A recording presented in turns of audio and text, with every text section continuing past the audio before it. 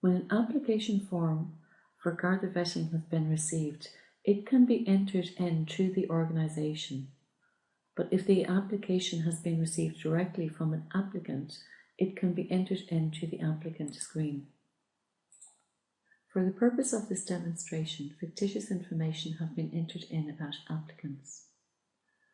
When each applicant is entered in on the database automatically generates the next available number for that person.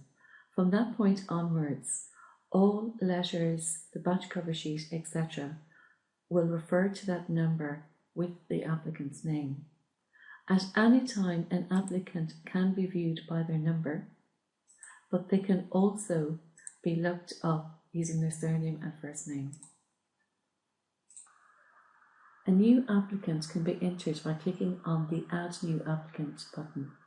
The format of the screen is very similar to the format of the actual form. The details of the applicant is entered by specifying the title, surname and forename of the applicant. When the date of birth of the applicant has been entered, the database will automatically display the age of the applicant. If the applicant is under 18, this will be highlighted in red. We suggest that you tick the On Hold option so that this applicant's application will not go forward in a batch until a parental consent form has been received for an applicant under 18.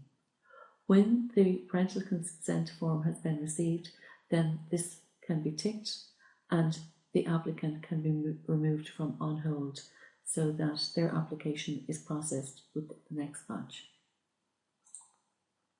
The previous name, alias and PPS number of this applicant can be recorded and their address using the drop-down list for county and country. Additional information can also be recorded about the applicants, for example their contact number, email address, and all applicants again can be categorised for the purpose of sending out a letter to all applicants within a particular category. When their form has been returned from the Garda vetting unit and has a reference number, that information can also be added to the screen. This database has been set up to automatically generate a report indicating when applicants are due for revetting. If revetting is not applicable to this applicant, because, for example, they're just working with this organisation for a year, this option is ticked so that their name does not appear on the revetting form.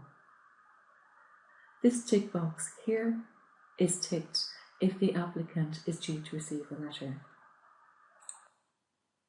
If this applicant is being vetted for the first time, the word first automatically appears in this box and the date that the form was entered will also automatically display. If it happens that the applicant is being revetted, the user can click on Add New Application and indicate that this is the second, third, fourth or fifth time this applicant has been vetted. The database facilitates recording the actions that have been carried out during this application process and the dates those actions have occurred. This gives a complete timeline involved in the process and can highlight where delays have happened. When a vetting application has been entered on the database, the action should be recorded as record created. The database will automatically display the date that the action occurred. Errors and omissions on the form can also be recorded within the database.